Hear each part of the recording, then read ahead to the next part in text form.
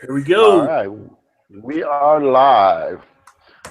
All right, well, welcome to another edition as Craft Beer's Gone Wild. I'm Crunch Crutchmeyer here in Chicago, Illinois, with Craft Beer Week Chicago going on all week here with my partner and friend from the other side of the river. Rod J here in Cincinnati. Rod J BeerVentures. All right, how's your week going there, Rod? Going all right. It's not a big craft beer week here, but it's going good. I'm still drinking a lot of beer, and I went out today to get a Belgian ale for the show, and then I was there. I ended up buying just a 6-pack that I custom made, and I got home like, what the hell am I doing? Because I get home to put it in the fridge, and I've got like 20 beers in the fridge. I got like another 15 in the cellar. I'm like, I did not need to bring in a whole 6-pack. I could have just got one beer, but I go ahead and just I get there. I'm a beer hoarder, I guess. It's just I get in there and I want to get beers. See, there's so many craft beers. You're like, I haven't had that one. I haven't had that one. I haven't had that one. Mhm. I got the little 6-pack holder. I'm like, hey, there's an empty hole. Let's put another one in there. So in other words, it is Craft Beer Week at Rod J's Ventures. Pretty much every day is like craft beer day. It's a week, a month, a year. It's always craft. All right. All right. Well, in honor of today, I guess I got to, Oh, you got the red nose. got the red nose. Yes, we got the whole red nose thing going on. Now I feel bad. Red nose. I kind of feel like Orson Welles there now, Yeah. So, no, that's awesome. The thing about it, my dog goes nuts over that. I put that on my nose, and he literally jumped up onto my face, and he never jumps up or anything, but he loves, balls and toys and stuff, and that's exactly what he thought it was, and he jumped right on up there and took it. I almost thought because of the size of it, I was I was afraid he was going to swallow it and stuff, but he got in a little trouble for that, but, all in all, it was all in good fun. Well, sometimes when you change your appearance, I mean, dogs notice it, and it kind of freaks them out, I think, sometimes. They're like, who is that now? It's like peekaboo with a kid, It's it can throw them off. That's true.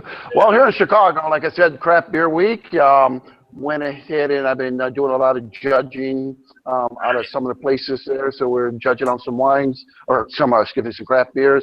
And then, I can never get that out of my mind. I know. Once a sommelier, always a sommelier. So, any beers you find that stood out, caught you off guard? You know what? Lagunitas has one that was really, really good. It will be coming out if I can go ahead and remember. I get my books out and pull that out. I'll let you guys know about it. But Lagunitas, I remember, had one really good one that I was really interested in.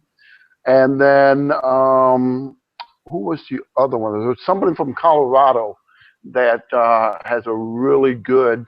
I want to call it a showstopper.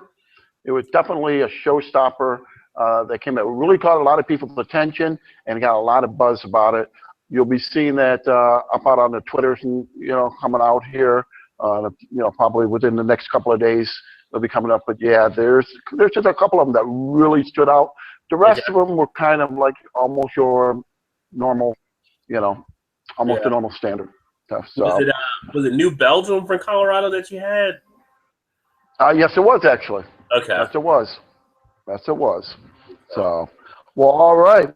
Well, my two picks for this week here, we have the Alarmus, the Entrench, the IPA. Oh, okay. In there. So that was pretty good. And it's actually kind of funny because the brewery is actually probably about 5 blocks up the street from me. Okay. And, so it's not too far for me to go there, enjoy a few things, and crawl to work. Okay. So, in fact, I'm here at the office. And then the second one here is the Distill. Distill, yeah. Abbey, Distill Abby's Single. Okay. So that right there is a Belgium style, because you were talking about getting yourself a nice Belgium style one. So that's another one that's right here. It's a little bit further down. It's in the Bloomington area of Chicago, so it's a little south of me, probably about hour and a half drive for me to get down there. But you know, being the craft beer week, I thought I'd stick a little bit here in the Chicago area. Try them out, get a little, you know, get a little love to the Chicagoan here. Okay. And like I said, I thought maybe you'd be able to get some of those. You were able to score one, right? Well, I got one because I thought I thought we were going to have some more people talking, so I only got the one. I might have another Okay. Belgian down in the fridge I might be able to grab as well. But I All actually right. got I go Belgian, right? So this is actually Grimbergen Double, Coming, Bergen. and that is Brouwer Eye Aiken.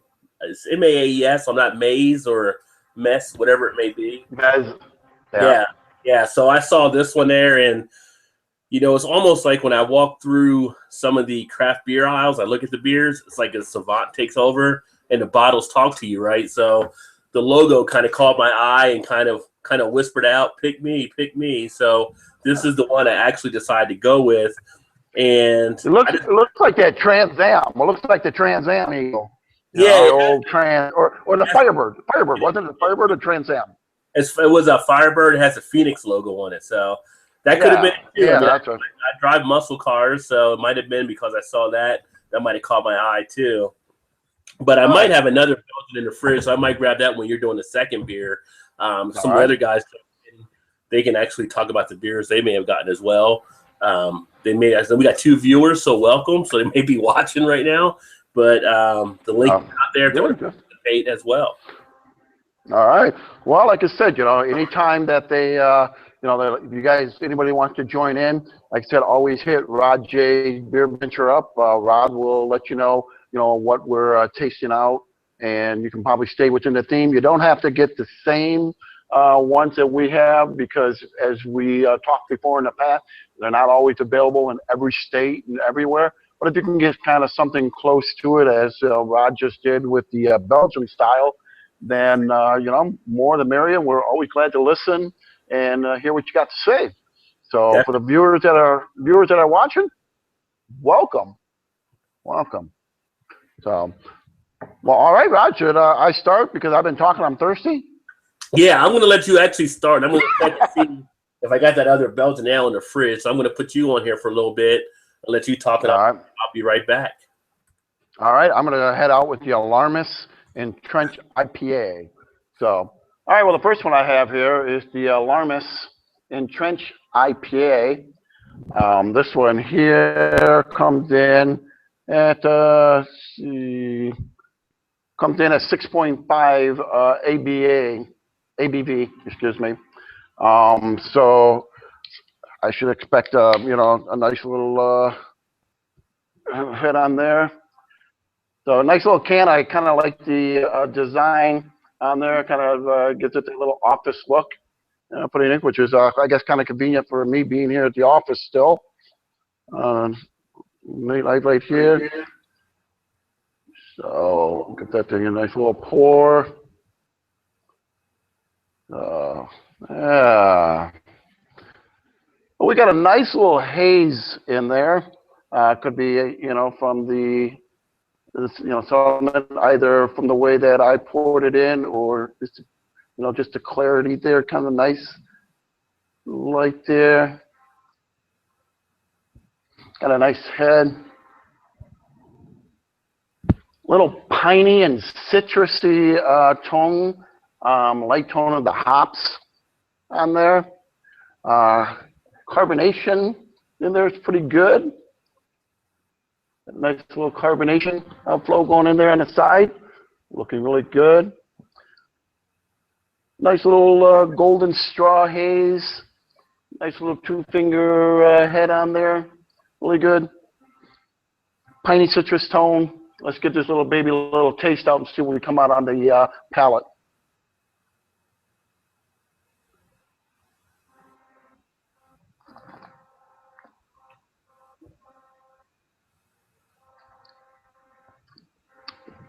It's a little thin.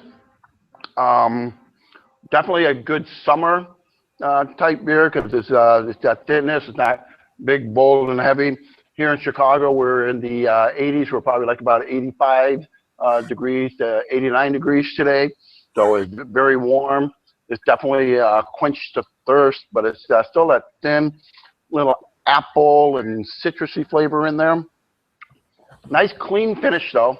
Got a really good clean finish. I like that. And it's that little citrusy hoppiness. Got a little hoppiness in there. I really like that on the back end there. But I really appreciate the clean, nice finish on there. Then it transformed there in the back section. Almost got a licorice. I have like a little licorice overtone. Yeah, like a little black licorice overtone. And it's sticking up on the upper part of my gum. Okay. Up there. So, but all in all, it was pretty good. Not bad. I like that. It comes in at 55 IBU. So, that's pretty good. Which one was that one again, Crunch? This is the Alarmist Entrenched, the IPA. Okay. Like I said, it's got that citrus. It's got a little apple citrusy flavor. It's not a whole bunch of things going on. Kind of nice and light. It's good for this time of the year. It had like a little piney citrusy with a tone of hops on the nose in there. The head's still warm. The lace is still forming in there, pretty nice, still good. Got that nice little haze color in there. Really good. You definitely can tell you're having a craft beer. All in all, on the scale, on the Rod J scale, 1 to 5 there, I'm going to go this one here about a 3.7. I think it's pretty good, especially like I was saying, it's like 85 degrees here. And to me, this kind of really like quenches the thirst and stuff. It's really nice stuff, but it still lets you know it's that nice, great craft beer. So all in all, not bad. Definitely would I would definitely stack a 6 or 12 pack of this in my refrigerator, and because I don't have one of those beer cellars like Mr. Rod J does, So everybody has a basement. Well, I know you're Chicago. You might not have a basement there. One in the high rises. But no, all in all, really good. I like this. It's like I said, it's that nice, subtle, very good. Really enjoyed it. Like I said, 3.75. Yeah, definitely. Yeah. So for the me, numbers I go on the scale, so the scale that I use now, I'm pretty much ranking beers really more on the drinkability of them. So for me, 3.5 would be solidly drinkable, pleasing, dependable. You would say that has all those qualities? Yes. Okay. Yep. So, and like I said, that little licorice in the end, on the finish, that licorice, it's kind of unique. A little different. Yeah. Well, that's. And I kind of, and the kind of funny thing is I like it. Okay. Yeah, I like it. So you got that one. So it actually makes me feel better so you didn't get 2 Belgian. You got a Belgian and the IPA. So that's correct. Excellent. So I couldn't find the other Belgian. I had the other Belgian in my hand. It was actually going to be the new Belgian side trip, and I put it back earlier because the place I was getting them at, some of their bottles, and this is where I get into some of the dating I was talking about on Twitter earlier today with a few things. Some of them were like overdated. They were like Best by 12 something 15 or by January 2016. So it was kind of like things that weren't dated. I just wasn't going to touch it. I didn't know how reliable the store was that I was at, and that's why I kind of was on Twitter saying, "Come on, people need to start dating their bottles a little bit more so people know if they're getting a quality product out there." So, hey, what's up, Cody? Not much. How's it going? Good. How you doing, brother? Pretty good. Glad you could make it. I'm here with Crunch. Crunch, this is Cody, and we just got started a little bit ago. How you doing there, Cody? Pretty good. Where are you at, Cody? South Dakota. South Dakota. All right. Oh, nice. Nice. Great Plains. I like that. Yep. Little house on the prairie. There you go. That's a big prairie out there.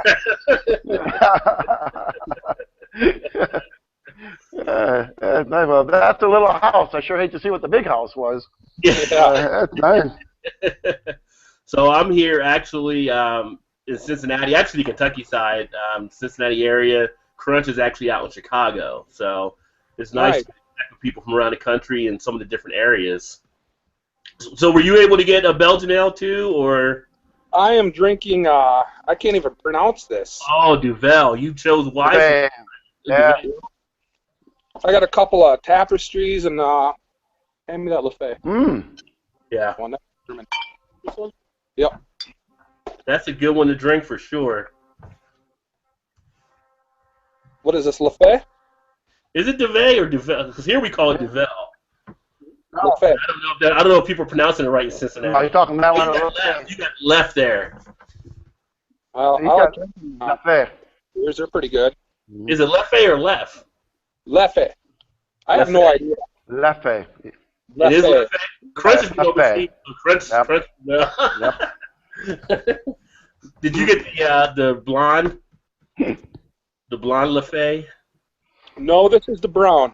Oh, okay. I saw that one earlier for the first time today.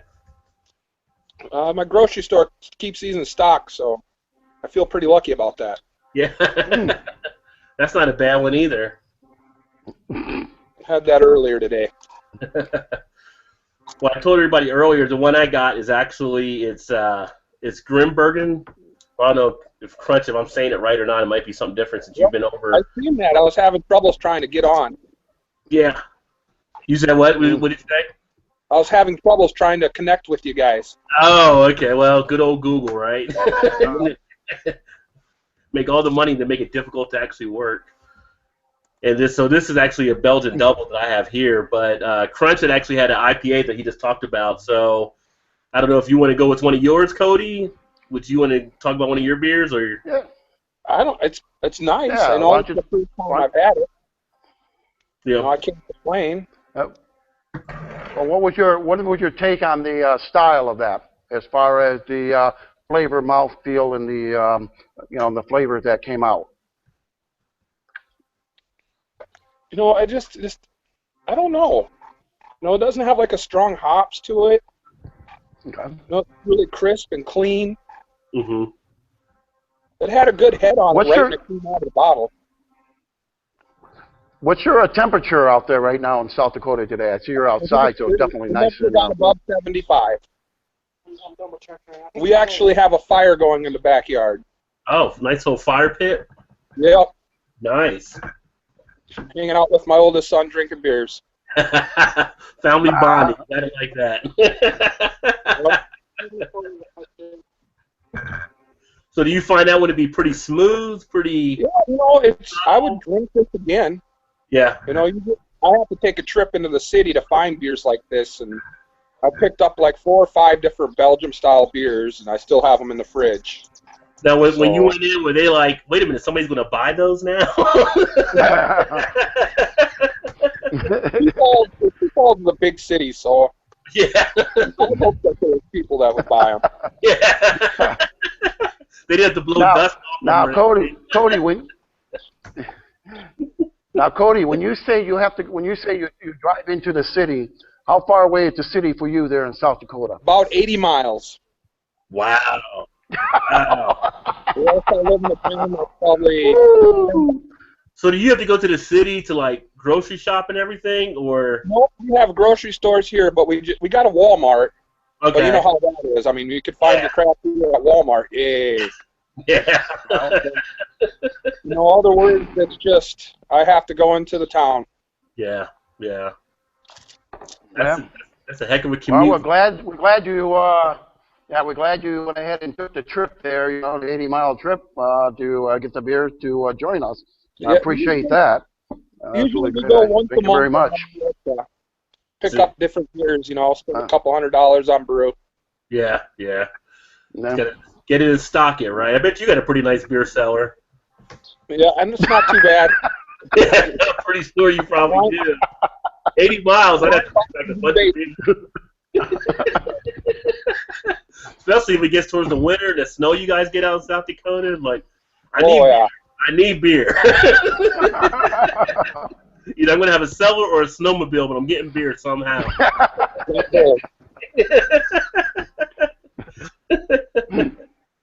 So you think, like, on a scale of like 1 to 5, what do you think that one is, Cody?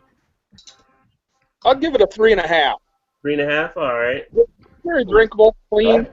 I'll drink this again. Nice. It just doesn't pop out, just doesn't do anything really for you, but it's just a good, nice, solid, clean, drinkable beer, right? Yeah, you know, I just got done. Perfect. We got done drinking this German beer. Yeah. Can't pronounce that one either. No, which one is that one? I don't know. Let me see here. Try to pull it up on the main screen. Apazine? Is that? I see Apuzine. Oh, Apazine. Is that what it is? Okay. Yeah. Apazine. Yeah, Apazine. I'm a big fan of those German brews. Oh, yeah. Yep. I have not had that one before. Yeah. How's it going, Corey? I poured this one into the glass, and Crutch is going to probably try to bust my you-know-what a little bit. But, yeah, I'm not much of a beer snob. I do have a chalice for my Belgian ales. Yeah. I believe in the proper glassware to actually enjoy. So this one is actually darker. I didn't think it was going to be this dark, but this is actually a double. 6.5% ABV, so a nice little hit there. And I guess in a lot of their bottles, they only give you like 11.2 ounces because they use the milliliter. So it's like 330 milliliters on a lot of their bottles. Very decent looking, though. You get a little bit of light through it, kind of dark brown until you get out to the bottom. You get a little bit of clarity towards the bottom area. The head's pretty thin, started to dissipate pretty quickly, but that happens on a lot of the Belgian ales. Wow, nice malts, nice sweetness. You kind of have that caramel, that coriander you kind of expect to have with a lot of the Belgian ales. Comes out very easily. Don't have to sniff really too much to get it out of the glass. I mean, very subtle, too, as far as anything with the tasting. Wow. That is really smooth. I mean, this is like baby butt smooth. That's how smooth this one is. Wow. I mean, the bitterness, you don't really have any bitterness. I didn't list what any IBU were for this beer, but you get a little bit of a tingle at the front of the tongue, and then it's just smooth as it goes down. No astringency on the back end. Flavors open up. Nice duration. I'm still tasting things going around. Gets up kind of into that cheek area. It really flows nicely. I don't know, but I guess when you're a monk, all you can really do is make good beer. Because, I mean, what else? You're not talking to do anything else, really. You're making beer the whole time. Wow, but this is very nice. In that flavor, you also get kind of that taste of that coriander being in there. A nice, subtle sweetness to it. I mean, usually with Belgian ales, probably my favorite is the Golden Drac 9000, and Chimay is up there, of course. But this is one, just like you're going to have with that Duvel. Have you had Duvel before? No, this was my second Duvel that I've had. Okay, so you're going to see IPA. you're going to see some smoothness with that too, and it's kind of going to give it probably a nice run for the money on that one. But this one it's very pleasant. You know, you're on a fire pit. This is a perfect one to get around a fire pit and just put your feet up. Like a good cold weather beer. Yeah. I mean, the carbonation sits well on the palate. Wow, that's amazing. I mean, for me, as far as a rating on this beer, this is easily going to be at least a 4.5 for me, because I think it's got highly drinkable, not one to pass on, everything you could perfectly want in a beer, especially in a Belgian ale. Is it to that? It might even be that kind of almost to that 4.75 level, where it's kind of like an A+ type beer.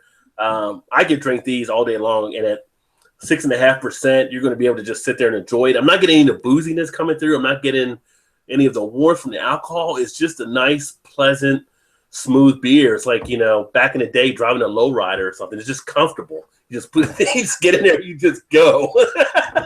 But definitely one that I would recommend for sure. So if you see this one out there, definitely check it out.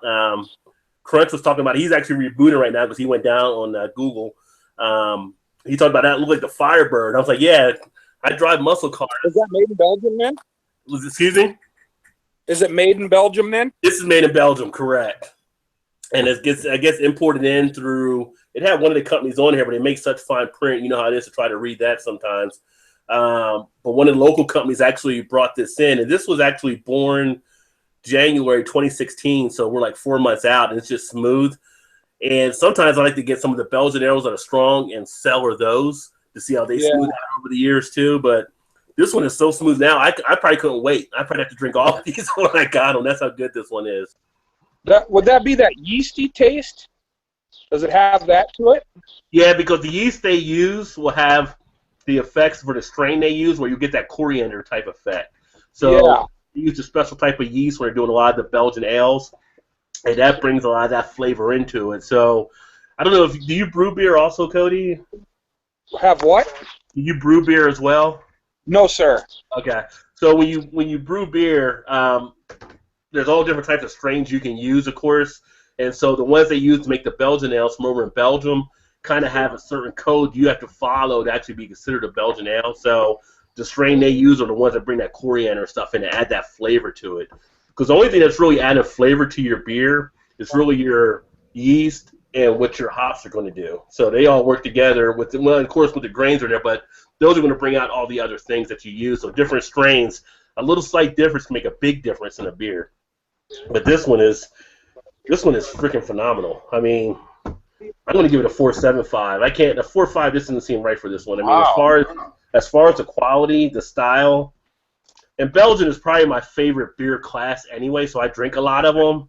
This is right up there with Chimay and all of them. This is a good run, and it's a good value. I think I paid $2.99 for that bottle. So that was actually a good deal on that compared to what you would pay for a Chimay or something along those lines. Yeah, if you see this Crunch in Chicago, I would definitely recommend checking it out. All right. Oh, that's no good. Oh, yeah, would you go get me that in the bottom drawer of the fridge? And there's a sniffer glass. It's a tall wine glass. I could even sit back and enjoy the bar with this one. Yeah, I'm online. Sorry, Corey. But if I had this at Cody's house, I'd be kicked back right now by the fire pit. Yeah, oh, good. I don't, but I got spray. Oh. No, it isn't. I think it's bad for the dog if it's in the backyard. But that one was. Thanks, Corey. All right, so I'm going to sit here and enjoy this one. So who wants to go next? All right. Well, we'll go in rotation. We'll go in rotation over here. I guess I'm up next there. So I'm going to go now with my distillery here, the Abbey Single, right there. And of course, once again, this is from Chicago. This is from the Bloomington area, about 2 mile or about a 2-hour drive south of me, which, as Corey would like to say, around the corner. So this this one here. Start collecting this stuff. It comes in. I'm looking for the this one volume. That one, you break it up a little bit. Where'd he go? He went back to his house, thank goodness. Did we lose you, Crunch? All right. Oh, there you are. You Crunch, you disappeared for a little bit. Oh, I'm sorry. So whatever you said, just say it again. Well, like I said, basically this comes in at 4.9 alcohol with 22 IBUs. Definitely it's got a little bit there of the carbonation on there. Nice little head. it's kind of like a huge white soapy head, on this guy here. Yeah. So a little grass and dry hay in there. It's got a little bit of faint yeast to it. So I'm not sure, where the faintness coming in there, but it's got a nice little faint yeast. A little dry grass. A little dry hay, really. Last time I heard dry grass here. Yeah. How nice is that? Sorry, I didn't mean to throw you off there thinking about dry grass. That's all right. Like I said, nice. It's kind of clear. It's very light, like that. But we'll give it a little taste out on the palate and see what we'll come up with there.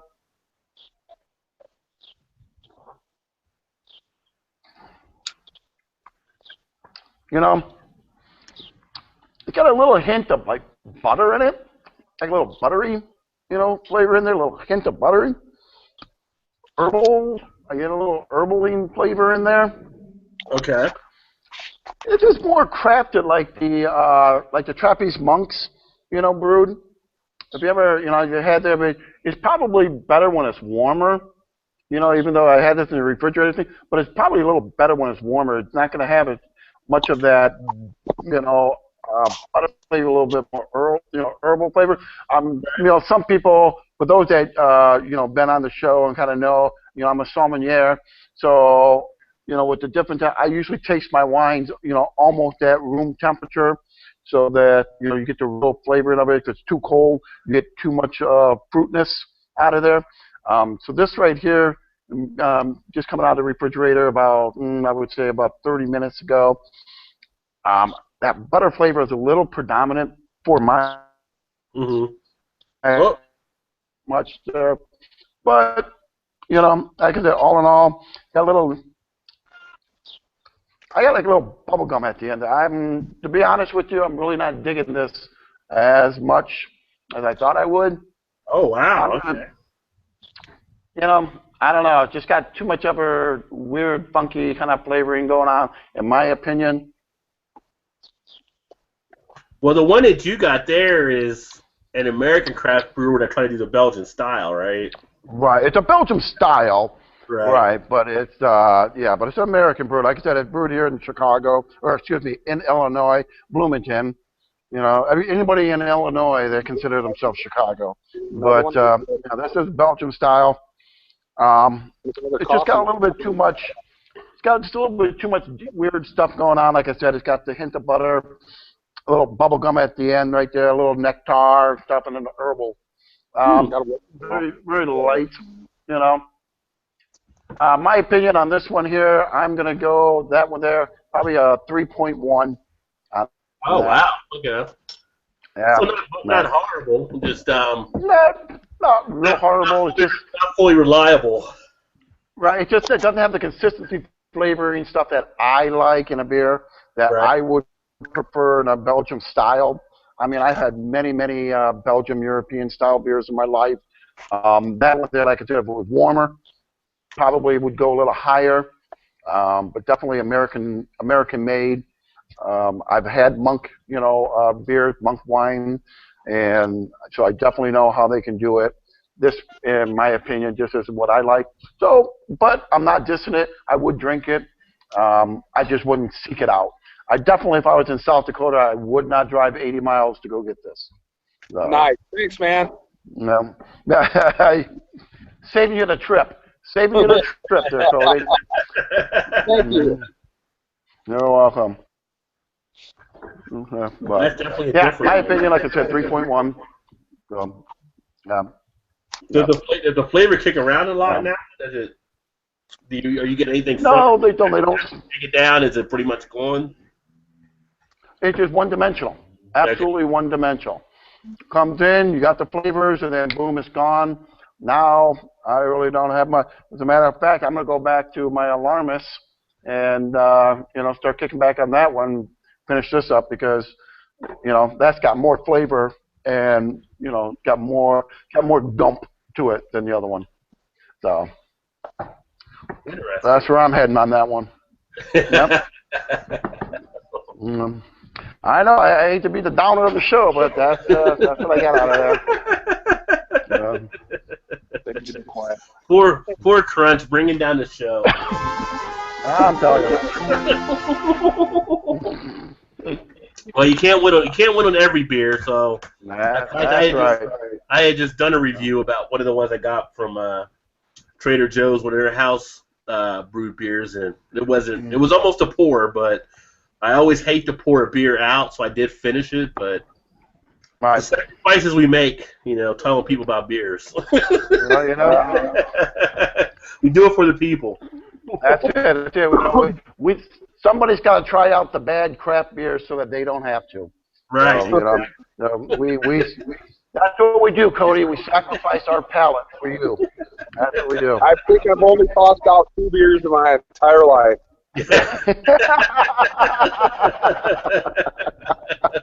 They've been bad. I still drink them.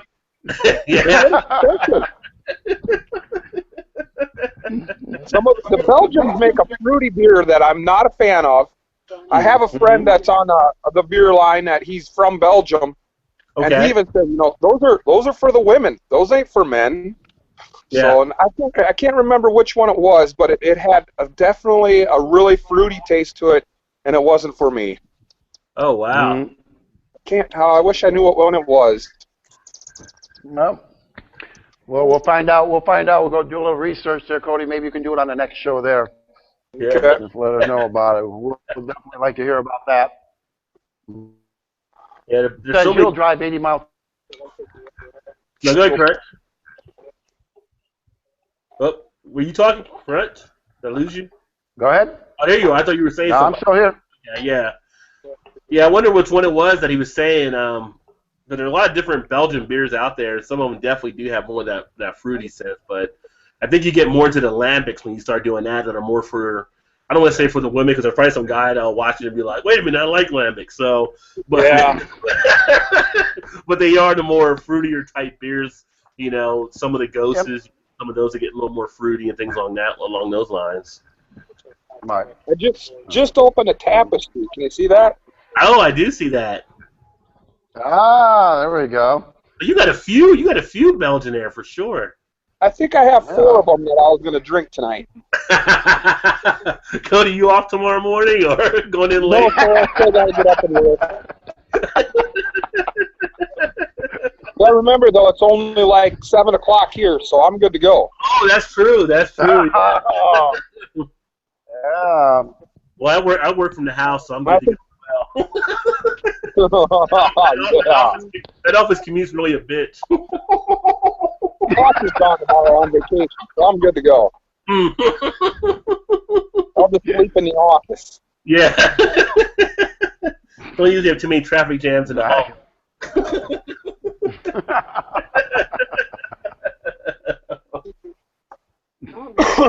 What'd you tell us about that one, Cody? You want to tell us about that one? Tapestry 10, too. Okay. The head got a little big on me. That's what she said. Yeah.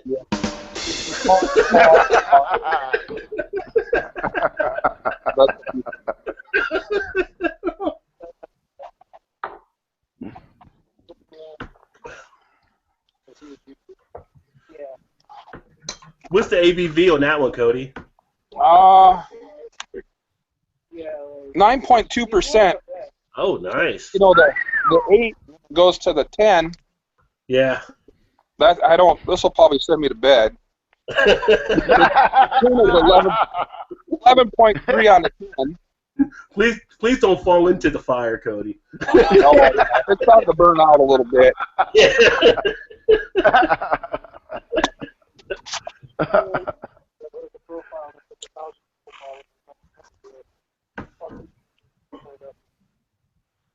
It has a fruity smell to it. Okay. A little bit of yeast at the end, that what you were talking about earlier. Kind of like that coriander type sweetness. But I think it can almost taste like an alcohol finish. Well, yeah, being a high 8s. Yeah. Yeah. Are you getting a little warming with it from the alcohol? Not really. Okay. No. No, you get that warming feeling from the double digits, but not.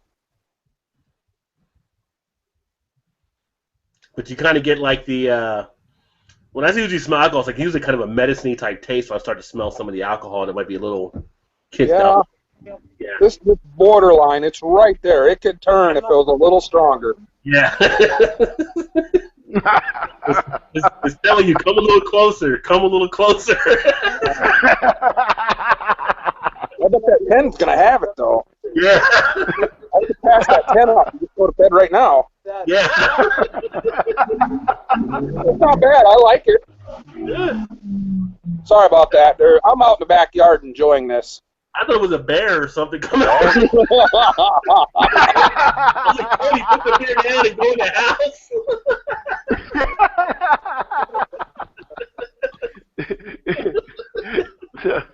We don't have much bears in our state. Yeah. The only bear around there is me. Yeah. I could drink this, but you could smell that there's an alcohol tone to it. Okay. I can really smell that. Is that more of a? Cody? Is that more of a kind of a nighttime, little colder, sitting outside type, or is this something that you could possibly have, like even if you were like sitting inside during the summertime, I'd definitely like to have this in the winter. In the winter. Gives you that little bit of a warm. Let me double check. Okay. Definitely, that's definitely a good one. I've had these tapestries before, and on some of them, how come there's floaters in it? Is that non-filtered? Yeah, that's Yes. bottle conditioned, so that's them basically doing a fermentation in a bottle. So just extra yeast in there, protein. Not really a big deal. Is it bad for you? No, people go to GNC and buy it, to get those kind of supplements. You get it for free in beer. But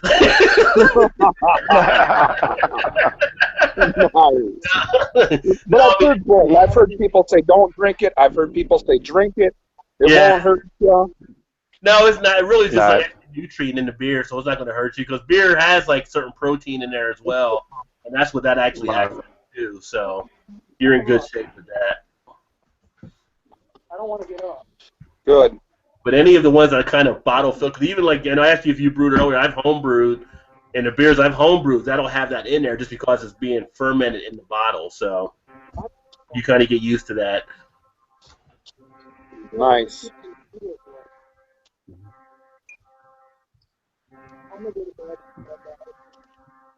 So what do you think you rate that one out at? I do it every night. I'd say a 3. 3? Okay. Not a fan of it all that much. Oh, 3. Okay. Just kind of midway, huh? Yeah. Yeah. That it wasn't too motivational. Yep. Yeah.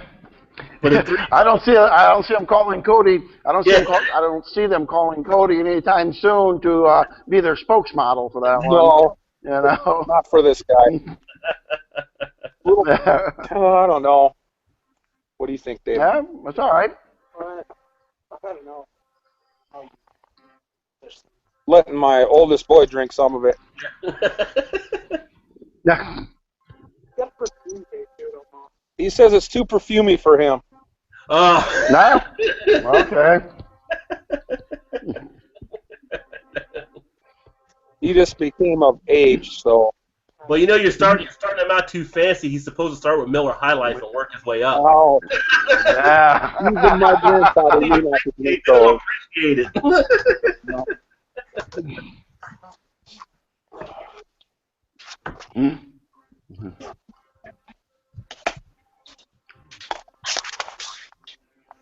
All right. So the other one that I got, I'm actually going to open up. It's not a Belgian ale because I just got the one, and I know how many people we're going to have tonight. So it's Orange de Boom or Orange. I don't know. Crunch, you've seen this before. You've been overseas. From Holland. I don't know if it's Orange de Boom. Yeah. Boom. Boom, boom, boom, and boom. Yeah, Orange Boom. Yeah, so this is like a big one, I guess, over in Holland, their oldest brand. Right. Be a Euro lager. Not a huge lager person, but I picked it up, so I figured I'd try it out. Now it's kind of funny because some of the beers over there sometimes, and the way the old code was, I guess they didn't used to use yeast on a lot of beers. So this one says ingredients: water, barley malt, hops, and hop extract. So there's no yeast mentioned in there. So it's just interesting how they actually have their different code on how they made some of the beers too. And I've seen that on other beers, but interesting. Now, the yeast extract, you know, the extract. It says hop. Go ahead and comes in just like that. Well, it says hop extract, which I guess they might use some way as a yeast type. Yeah. But instead of it just saying yeast, but I'm actually going to break protocol because I had a different beer with a different glass. I got a different beer, but I didn't get a different glass. So you don't usually drink lager in a standard glass, but that's what I have here. So now you look at most lagers, you get that clarity. They're usually crisp and clean. You see a lot of that carbonation, like you see there on the camera. That's what you usually expect in a lager. This one came out with a nice white head. Got about a finger head out of it. Probably could have got two if I'd have poured a little bit more into it. Nice, crisp type appearance is what you're looking for in a lot of those type of lagers. The aroma, and this is where I'm not as huge a fan of lagers because it almost comes out to be, you know, the other day we tried to talk about a better term for it. It's type term. It's kind of that horse blanket, cat piss type smell, which only in beer can work for. So anything else, you sound like a crazy person. But it's kind of got that in there. You pick up a little bit of the evergreen from the hops in the background. Okay. A tad of sweetness you get from the malts as well. Almost like a overplay of the caramel type sweetness that you get in some of the lager. But the aroma is never a huge thing I'm usually a fan of with lagers. Wow. But as far as the taste, you talked about something you would want to have as maybe like a lawnmower type beer. You get done doing stuff outside around the house. You know, you can have a nice lager or a nice pilsner or something along those lines. It's refreshing, it's crisp, it's nice quality on the background. Not leaving anything for any type of astringency. You know, it comes in a can, but I'm not getting a metallic taste off of it. The duration on this one, as with some of the other lagers I've had, is short, so it's not a long duration. You know, if I was back in my college days, and I'm not saying anybody to do this, but if I was in my college days and I was chugging beers, lagers would be the ones I probably put out real nice and easy. Not giving advice out there, not telling kids to do it. Not beers at all. I'm just saying, back in the day, a lager, if that was going to be the beer we would want to chug, because it goes down real smooth. The carbonation plays pretty nice. You get the initial flavor up front. There's not much of a bite there. This one has 19 IBU, but I'm not getting much of the bite on the tongue. Nothing really on the back end. And it's just pretty much gone after you swallow. You get a little bit of duration staying around between short to average, but it does fade out after that point. So if you want like an easy-going type beer, a lager can actually do that well. And this one here, this Euro lager from Orange Boom or whatever, it fits the bill. You know, in school I took French for like 2 or 3 years. I still can't remember how to do so. I can read some, but I can't remember. I was a little bit off the French type stuff, but anyway, it's not bad. It's a steady type of beer. I'd probably look at a rating on this one being probably a 3. I think it's a little better than some of the other ones that are maybe your drinkable type 2.5 type beers. I don't think you're going to be disappointed. I don't think you'll hunt it down. But, you know, if you're at like a picnic or a barbecue, or if you're out fishing or doing stuff like that outside where it might be a little heat, I think this isn't a bad one to have as well. I would take this over some of the macros we have here. I think it's a little more smooth taste. So instead of maybe like a Budweiser or a Miller or something along those lines, I think this one will play a little bit more. At a 5% ABV, you're getting a little bit more there, but you're not getting heaviness because it sits pretty much as for me, a light to medium body type beer, so I don't feel heavy from it at all. So No. not a bad one. So Take a look. So then definitely it's something that Cody can drink after wrestling bears out there. Definitely. Yeah. Something you can drink on the lawnmower. Yeah.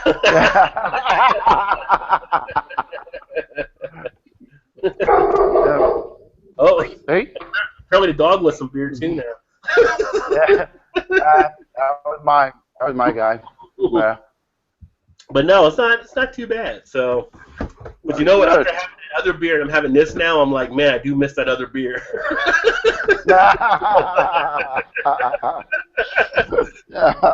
Taste buds are like, what are you giving us right now? That's not what we just had.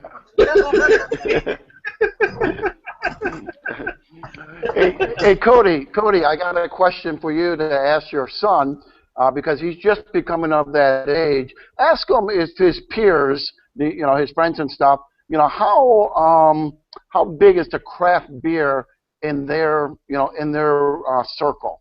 In that circle there, are they like getting into it, or are they still kind of like into that same old, Coors, Miller, blah blah? Yeah, we live in a Bud Light community. Bud Light. Okay. We're kind of the oddballs out. I'm not wearing cowboy hat or cowboy boots, so this is definitely a ranching, farming community. Okay. Okay. I feel as if I expose him to these craft beers that are, from different countries, and a lot of like Alaskan. We really like the Alaskan Brewing Company. Okay. Yeah. Trying to think of the other ones that we drink quite a bit of. Founders, you ever heard of them? Oh yeah. Oh yeah. Well, Founders are right over here. Lately, we've been drinking a lot of that Alaskan Kicker IPA that just came out. I liked it. It was really good. No, I haven't had that one. That's one to maybe check out too. Have you had any? I haven't had it. Have you had the Anchor beers? Yeah, I have a San Francisco down in the cellar. Okay. I haven't tried it yet. Ah. But I had the dark one. I can't remember which one that was. I liked it. It was pretty good. Well, they got the one, the steam beer. They're the only steam brewery in the country, so that's what kind of makes them stand out on the beers they make. Yeah. But I think if you go out for a night or something like that, it's all pretty much you're drinking a Bud Light or a Coors Light or something like that, and I'm not into that. Yeah. Right. I always tease about those beers. I mean, those beers have their spot and place, and people can enjoy them and things along those lines. It's just there's so many options out there now, and I like to expose my taste buds to different things. I like to cook and do stuff along those lines. So I want more flavorful type options. It's not the same as growing up as a kid. The teenager in the 80s or whatever, and it was like, oh, we only had like 4 or 5 beers available type thing now. So it's kind of nice, different revolution that we have out there. And some people just, it's funny, I go out with sometimes people from my office when I go downtown to work, and we'll go to places, and they'll ask me about beer now because they know I do the beer reviews and all that kind of stuff. And they're used to drinking like Coors Light or some of the Miller stuff. And they'll get out a little bit once in a while to get like a Fat Tire or something along those lines. And they'll ask me something else, so we'll try this, or I'll find out what they usually like, and they get surprised by how good another beer is that they never experienced. Try some beer? It's like you never get out of your box. Sure. It's just drinking that same thing. All right. This is from Alarmus. It's Entrenched IPA. Grab some out of the refrigerator and get Linda a glass and go ahead. I had one guy. Sorry, so I told him to go grab some of that Alarmus Entrenched IPA. So I kind of like these people. Otherwise, I would have gave them the Abbey single. But so nice. Yeah, Crunch pays his employees in beer.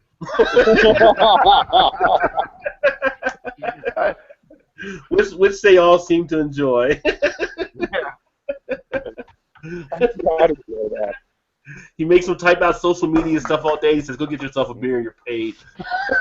There you go. There you go. Beer They're doesn't keep the electric on. They're college kids. They're in it for the experience.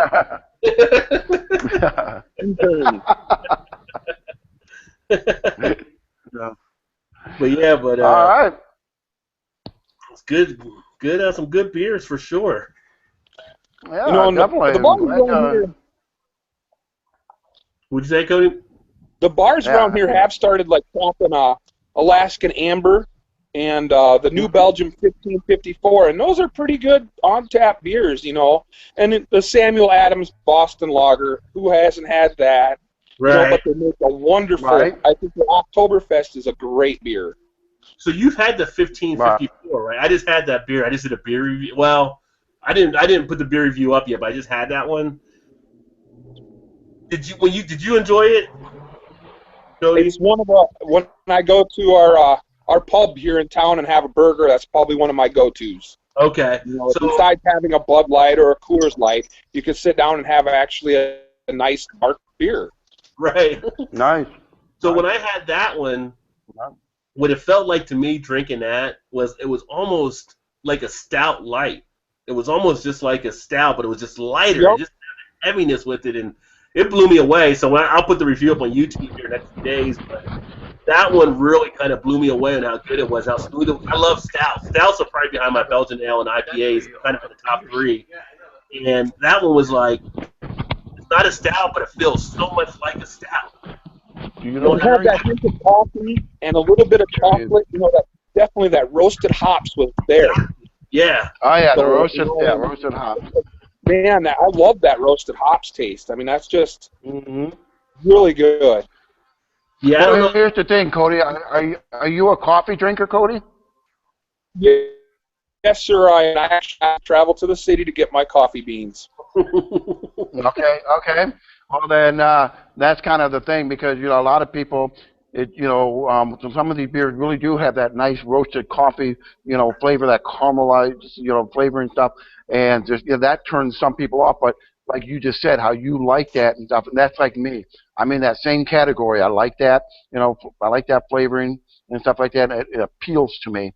So yeah, it's definitely something I look forward to in one of my beers. Yeah, the Founders, yes. I introduced my son to that. That's a Sumatra Mountain, right? Yes, it's very Yes. definitely has that coffee taste to it.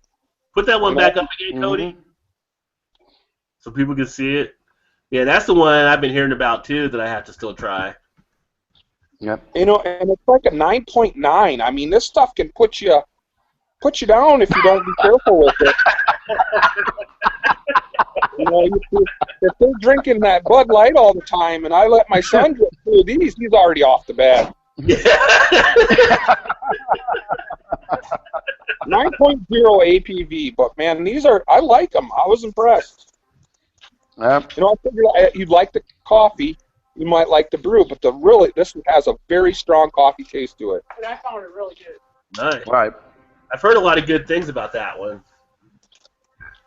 But that's definitely one I want to check out at some point here. Yeah, coffee beer, the coffee type beers, big fan of that.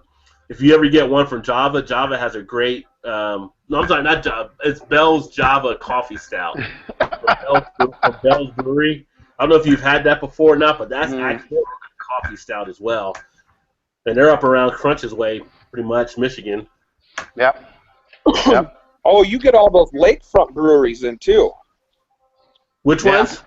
Lakefront? Oh, yeah, Crunch does, yeah. Those are hard to find in my neighborhood. And they make a fuel calf. Oh, man, if I find it, I buy it up. They're one that I like to keep in my cellar.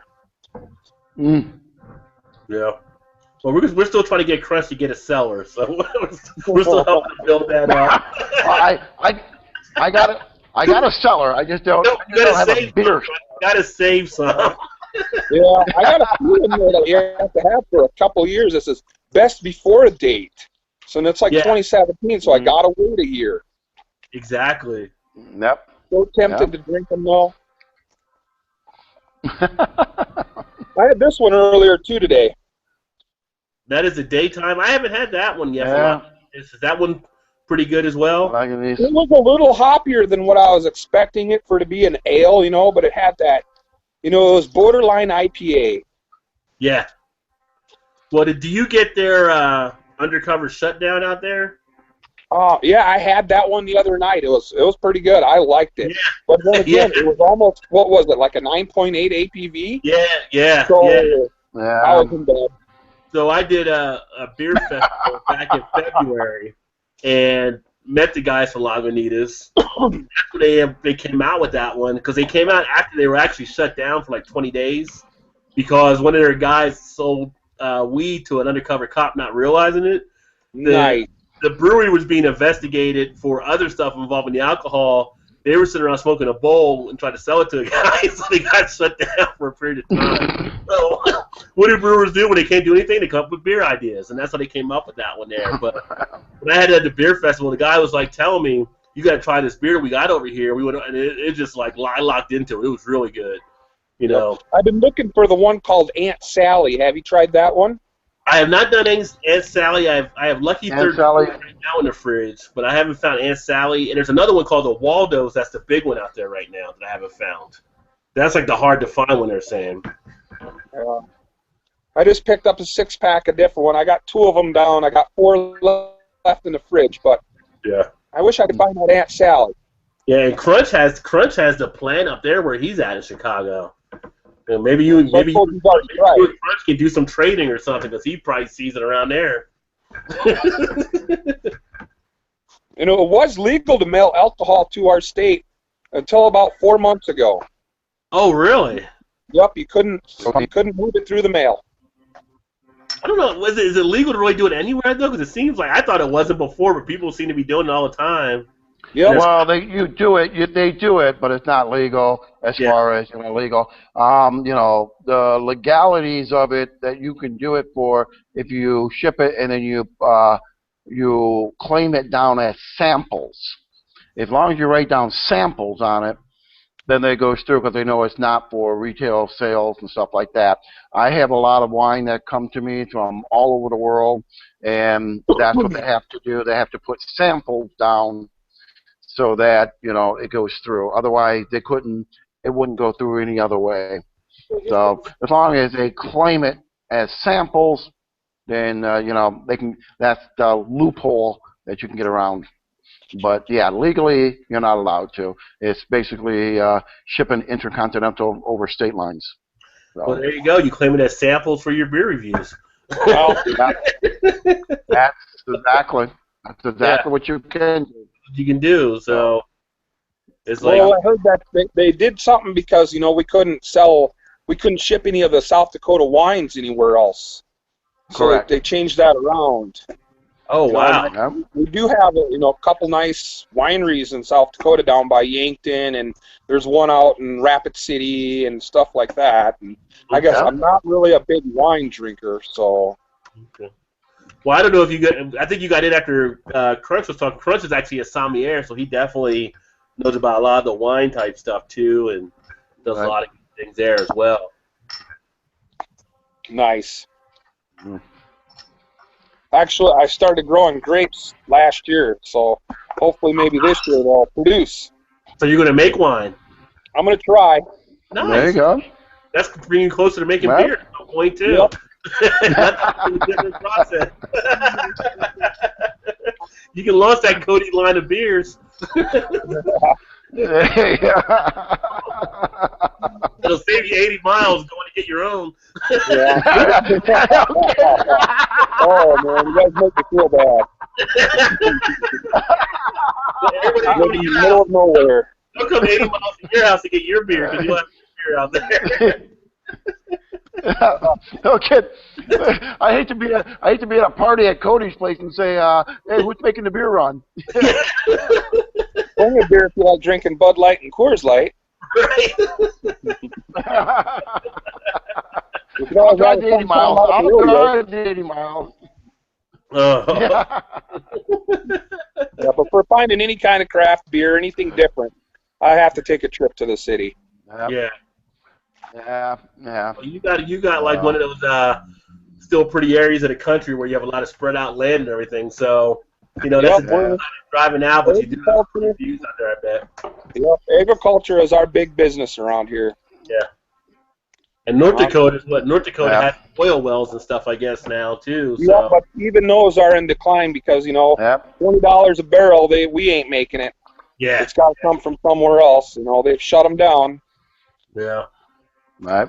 So, yeah. not much you can do about it. Yeah. Yeah. Good old I tell you what, I would take your lifestyle living out there and stuff over paying the parking and stuff that we do here in Chicago. So man, driving in the city that I go to just drives me insane. Yeah. I can't, How much do we live in a traffic jam? Yeah, if we have a traffic jam here in our little town, it's because the tractor's holding up traffic. And you're lucky to be in 4 or 5 cars there. Well, like I said, we're not as spread out as you are, but I'm on the Kentucky side, so we do have tractors on the roads once in a while, and it's like, come on, I had to go to the dentist appointment this morning. I was stuck behind one of the postal trucks kept stopping. It was like everybody just starts beating by. Like, come on, get out of the road. We don't even have postal trucks. They drive their normal cars. The winters get so, it's not that we get a lot of snow. It's just brutally cold and windy here. Oh, yeah. So, right. Yeah, you got the open plain wind blowing, and you kind of get that. That's nice. So weather for sure. But it's good to be stuck in a house drinking some craft cold beer. Yeah. There you go. And as always, you can always go ahead and listen to the Rod J Beer Ventures. Nothing gets you through the winter. I watch it as much as I can. Rod J Beer. I appreciate it.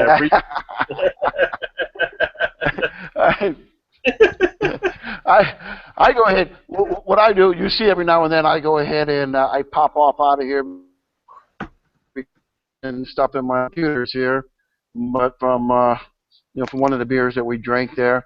But what I do is I go ahead and I save them up. I save up all these videos, and then during the wintertime, I just go ahead and binge them. That way I get to watch Rod. I get to watch Rod all winter. I just binge watch them for a while there. Yeah, I think Rod posts a video though every day almost. It seems like. I was doing that. Yeah. It's all part of the learning process. How much do you post? When do you post? How much? And I had stopped for a while, then I started posting, and I see the different waves and the views and all that, and I just started reposting. Right. I've got like a backlog of videos right now, and it's funny. I work out like 5 or 6 times a week as well, because if you drink beer, you better do something to keep that off, right? So I'm like, funny, I keep posting all these, and I keep going up, so I try to scale back, so I'm not posting as much. Every beer in my fridge right now is like a one-off, so whenever I drink it, I gotta do a review. So it's kind of a way to say, well, you won't get 2 or 3 of them because you do a video for each time you do one, and you kind of try to set up a process. But one of the guys that I met online recently, he watched one of the videos and he sent me some comments, liking how I was editing all that stuff, and I was like, that was like video 277. It's just all the stuff you do all that time that you finally figure out how to get your spiel down and how you want to cut it down. Because the problem I'm running into right now, like I had someone I first started, like Crunch, and he's great. He posts a lot of he runs stuff on his blog from the old videos. And if you look at the new videos now compared to the old, you can see how it's a big difference.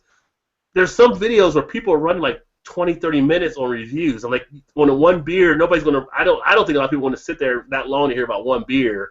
I mean, you gotta have some hell of a fascinating story to tell with that beer that people won't leave their seat, So my goal right now is, as I'm working, I'm trying to get it more down under that 4 to 5 minute level, maybe a little bit shorter than that, because it's really about you would know how to drink the beer, how to really enjoy the beer. So that's what I try to do on the videos now. But I do like maybe one a day that I'll drink one, then I'll post it when I can, and I think if you do one a day, you're probably fine. If I did probably three a week, I'd probably be fine too. But I like to kind of keep that. That way people know what kind of to expect out there. So I'm still messing around with it, seeing what people like. And, I started doing this new process, and people seem to like the videos even a little bit more now. So it's all about having fun. But do you have a YouTube channel? Are you?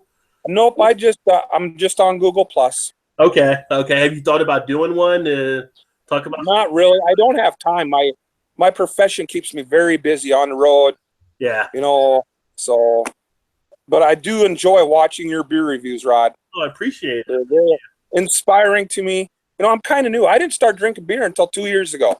Really? So I'm not, it was just different. I know I started with the regular beer that everybody else drank, and then it opened up a whole new world of craft beer, and the pumpkin lines, the Oktoberfest, all that stuff, and I didn't know that beer had so many different flavors. Yeah.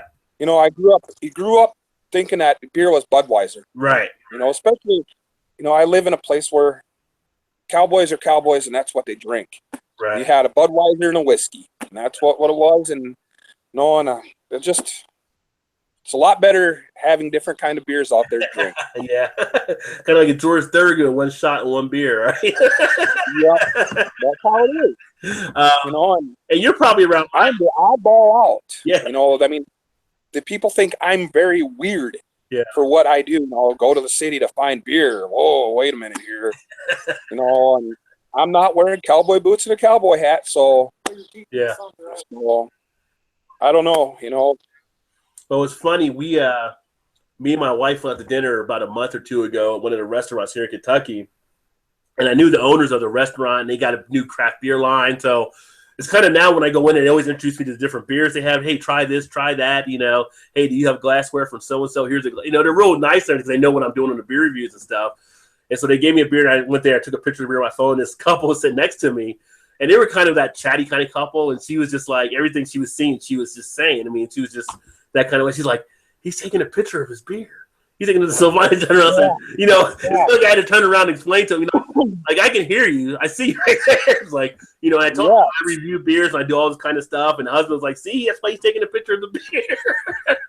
But I hear. I guess I'm weird for doing that, but we don't have that, at our bars. We don't have all those tap beers. Yeah. But when I go to the city, we go to a place called Tap 21 or something like that, and I'll order a beer float. And man, but I don't miss living in the city, I'll tell you that, Rod. Yeah. Oh, I bet. I live there it's nice quite a few years. Do you hunt and stuff out there too, or? It's called assisted living, yes. We put deer in our freezer, and my son, he's pretty good at. Yeah. He works like Friday, Saturday, and Sunday, so the rest of the week he's out fishing, hunting. When people want to know where something is, they usually come talk to him. Awesome. So that's why, and it's part of our livelihood.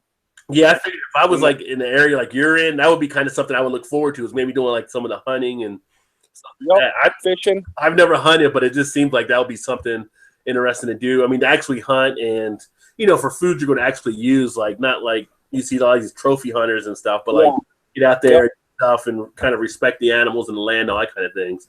So that's it's different.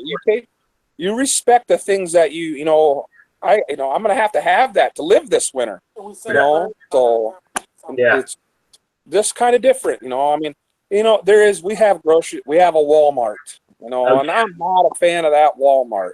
I'm not either.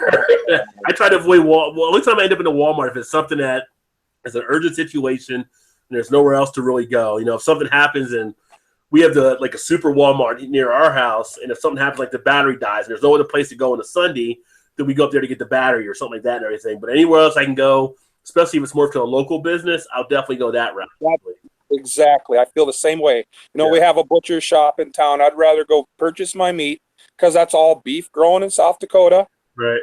I know where it's coming from. And, I have a friend that runs a huge farm up north of here, and beef all summer long. I have enough. He gives me a half a beef a year, which is about, like 250 pounds. So, and I trade him I do reloading for ammo, and that's what I pay him with because he needs the bullets for up north, and I get the beef. So it's kind of a win-win situation for me. And we also trade beers. Nice. See, that's someone else that likes actually good tasting beers. He's different like I am, He's wearing AC/DC stuff up there, and he's not no cowboy, and everybody thinks he's weird because he's getting out of a combine wearing jogging pants instead of blue jeans. Just see him walking in singing TNT or have a drink on me, and people are like, "What is he talking about?" Well, we seem to get along pretty good. I don't get to see him as much because it's 240 miles to the north of me. Yeah. So it's a big state. I can't. Did the other guy drop out? He actually had to run. He said he sent me a text message. He had some customers that came into his office, so he had to go check with them real quick. But yeah, he had to drop out real quick, and sometimes his goes in and out on his system as well. But yeah, he's a good guy. Like I said, he's out of Chicago, and it's funny. Crunch had contacted me because I was doing beer reviews. He contacted me, I guess, towards the middle to the end of last year, and he had been doing beer reviews on his blog because he does like wine, and he's actually a wine person for Costco that helps them get supplied on stuff. And he's like, well, if you do beer, why don't you just team up on me on my site? I don't have to do beer as much. You can do the beer stuff, and I'll run all your stuff for you. And then we kind of teamed up that way, and then we started doing more and more stuff, and now we're actually doing kind of the expansion where we're doing like once a week, we're doing this beer going wild type thing where we just want to get out there and talk about different craft beers, and we're running a lot of stuff on Twitter and social media and pushing all kinds of different things. So it's worked out well. And for me, like you said, you started about 2 years ago, and I started getting into craft beer probably, I want to say it was probably back around 2008 or 9. It hasn't been as long. I used to bartend back in college, so I kind of knew some of the different things with alcohol and different beers. But when I bartended in college, that was back like in early 90s. So it was mostly Bud Light, Coors Light, which one do you want type thing. So, Adam, something like that. But it wasn't what it is now. And it was like an explosion. And then the thing that really got me into craft beers, because I like to cook. Like usually for me and my wife, I used to do the cooking. So I've always enjoyed kind of doing that. And when craft beer came out and I started brewing my own beer and making my own flavors, that led me more into it because, I'm sitting there and I'm making my own flavors and I'm pulling stuff with grains and malts and adding different stuff in there. And I'm like, there's some good stuff out here, and I started experimenting more with buying craft beer because the worst thing about brewing your own beer is you have to wait like 6 weeks, 8 weeks, whatever for it to be done. So you're buying other beer. Yep. And I ended up making a connection with one of the guys here in Kentucky that they run a place and they actually have a lot of wholesale stuff. So he always lets me know when deals and stuff are taking place or that. And I'm going out there and I'm getting cases of beer. And it's not just me, but everybody, but he always lets me know. I was getting cases of beer. I don't know if you get Great Lakes out there, but Great Lakes out of Cleveland, Ohio, we get a case of beer for $12.99 out here. Yeah, that's a hard one to find here. And I usually buy it because they make a pretty good beer. They make a real good beer. We get that. We get some of the New Belgium. We get different ones from all across the country where they'll do closeouts and stuff. And I was like, for me to make a case of beer, usually would cost about $35 to $40 for the stuff I wanted to put into it. So I started getting stuff at $13 a case. I'm like, I went to college. I know a little math. It works out better for me to go ahead and buy. So that's the reason I stopped for a while. But I started experimenting more, and my wife was like, all this different beer. Once you start like doing reviews, because she's big into YouTube and she watches YouTube all the time. And I'm like, nobody wants to hear me talk about beer. I didn't really think about getting into it. And she's like, there's people that are talking about this and this and this. You need to just set up a channel and do it. And, so last March, I went ahead and started messing around and doing some stuff. And now it's actually growing a little bit more and a little bit more. And, we'll see what happens with it. But it's actually been a fun thing. And I started getting comments from people and people emailing me on some stuff. And it's like, wow, I didn't think. How many followers you got right now? Right now on YouTube, I have 142 subscribers. On Twitter, I have about 1,350 followers. I got a Facebook page that has about 92 people. I just kind of take stuff from Twitter or YouTube and put it on that one for people that like Facebook. The biggest thing has really been my Pinterest. Pinterest has actually exploded with people saving my videos, repinning my videos, like kind of doing stuff along that. And actually, Stumble Upon is one that I started posting stuff to, and people are constantly seeing videos out there and everything. So it's a snowball effect. You're going down that hill and things are starting to pick up here and there. But, I have fun doing it. I enjoy doing it. If I could ever make a hobby a job, why not, right? you can actually sit there and enjoy it and stuff. So make money, why not? Yeah, and I think at some point here, I'm going to probably go ahead and take my certified beer server exam just because I want to know more about beer. So I'm reading different materials. I've done different things along those lines. I've talked to different brewers, like a lot of the beer conferences. I hang out with a lot of them and go over different stuff, and they kind of code me in on a lot of different things. And I've made some good contacts in the industry. I wrote a couple stories on my blog on a few of the different breweries out there. I did a story on we have one there locally, two locally called Rheingeist and Mad Tree. I've done stories on them. I've done stories on Arbor Brewing out of Michigan, Erie Brewing out of Pennsylvania. Goose Island is supposed to get back with me on some stuff, and some other places I've talked to. I'm just having fun with it to see where it goes. My background is actually in advertising, so advertising and journalism. So doing a blog and being able to market it's like I know what to do. It's just go out there and have fun doing it. So, but I'm glad that you like this stuff, and if I'm I do information that people actually enjoy, then that makes it worthwhile to keep doing it out there. And I've gotten pretty good comments back from a lot of different friends on stuff. I just didn't realize there was that much out there that people didn't know. So it's just, I'm pretty new, and I watch your videos. I like it. It teaches me a lot more about beer, and you guys are way more talked about the beer and smell the beer way more than I do. I just give it a thumbs up or a thumbs down. Well, you just do it as you go, as you learn. It's like we don't. Yeah, I mean, this is nothing like that out here. So. Well, the thing that I always try to do, and I had a couple people that commented on a couple of my videos that they liked, is I try to not really get out there and kind of architect or build up something more than it has to be. Like I try to keep everything in layman's terms as best possible, because when you're going out there, you're in a beer, you don't really care about hearing about all the fancy terms of the beer and all that kind of stuff. You want to know, is it a good beer? Do I want to check it out? What's it really like type thing? So I try to keep it along those lines. Show you what the beer looks like, tell you what it kind of smells like, because when you go to pick out something, just like food, it's usually what you see and what you smell before you actually try it, and then tell you what it tastes. And if it's a good beer, I tell you. If it's a bad beer, I tell you. So it's not any allegiance I have to the companies. And one of the people I actually met recently that I've talked to a lot, and I don't know if you guys get Upland Brewing out there. They're out of Indiana, so they're actually growing. You may get them at some point out there. And we were talking at the place I was telling you where me and my wife ate dinner one night. I went out there and I met him. He was a distributor or salesperson for the region. We were talking, and he was telling me, the problem they have is they can't really go out and say market like some of these establishment stuff, because if they do that, it's favoritism toward an establishment. The establishments can't really go out and market any of the beers because it's more favoritism to the beer. So he was like, what you're actually doing is getting into a niche that there really is an opportunity for, because you're out there basically talking about the beers out there with any allegiance to the beer companies. Plus, you can also talk about the places where you can get these beers without any allegiance to the places as well. So I figure, you make a good point. So I go out there and go ahead and do it, and and run with it. And I'll just see what happens along those lines. But it's definitely fun. It's I enjoy it a lot. I love beer, so I like talking about it very much, and just waiting to see how things pan out down the line. So it's a good thing. But I think you keep it short and kind of simple. It ain't draw it out. Some beer reviews go 10, 15 minutes, where yours always about that 5-minute mark. So it gets down to the point quick.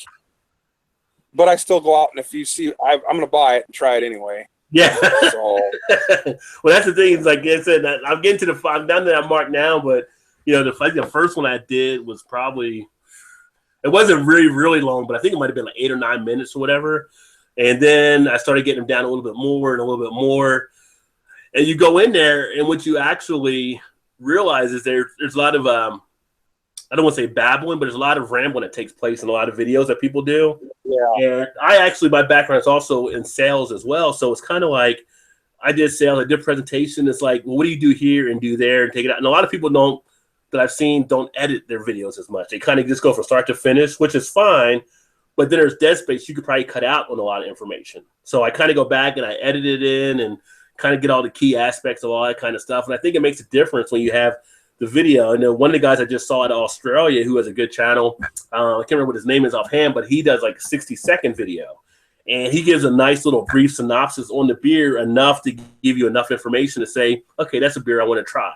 Or that's like one I might want to stay away from. So it's all about finding your style, really, and getting it out there. But, you try to give – I just try to go with the appearance, the aroma, the taste, and the kind of overall rating. And, people talk about different ratings that really matter, because ratings can be subjective. When you look at how the BJCP, who are like the judges of a lot of the beers, do stuff, they got like a 1 to 10 for aroma, a 1 to 10 for taste, a 1 to 5 for this and all kind of stuff. And then you put 1 to 20 on overall. And it's like, that's a lot of different stuff that are actually out there. My thing is it drinkable, right? So I say 5-point scale. You know, if you're 4.5, you're a highly drinkable beer. If you're 3.5, you're solid. If you're 2.5, you're drinkable. If you're 1.5, you're barely drinkable. And I make a joke, and if you're 1, I say, just give me water. So, you know, so that's that's the scale that you see on my videos. Is that scale out there? I just give it a thumbs up or a thumbs down. Yeah, you're right. You know, that 10 on aroma. You know, and I know other guys that do that, and it's just it loses me. You know, yeah. I don't understand some things what they're talking about, and I just almost want to quit following them on Google Plus. I call it beer snobs. You know, they drink their beer with their pinky in the air. So I actually saw a video with somebody doing that earlier today.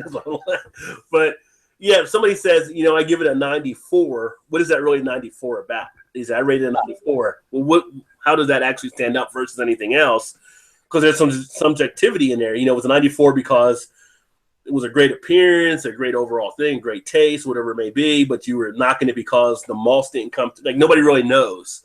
And so I kind of just say on the drinkability scale, this is a highly drinkable beer you don't want to pass on. And anywhere down to just water, anywhere in between. So, and try to leave it at that. I think that's what people kind of like about it now, because I've seen more people actually go through and look at the videos and start to even like the videos a little bit more with the thumbs up and stuff, because I think I'm making it more easier to go along there, not trying to be that pretentious person that you sometimes see there. And that's the people that a lot of your regular macro beer drinkers don't like, because they see the pretentiousness of it all. It's like beer should just be fun and just tell people what you think about it, you know, and just give a person an idea. So like I said, like the people I work with, when we point out beers, I ask them what they usually like, and they can tell me, you know, I usually like, you know, I'll drink a Budweiser, or I'll drink something like a Coors, something like that, and everything. So it's like, okay, you like a lager type beer or something like that, you know, and I'll be able to sometimes drink like a blonde ale that they never had before. They're like, oh, this isn't bad.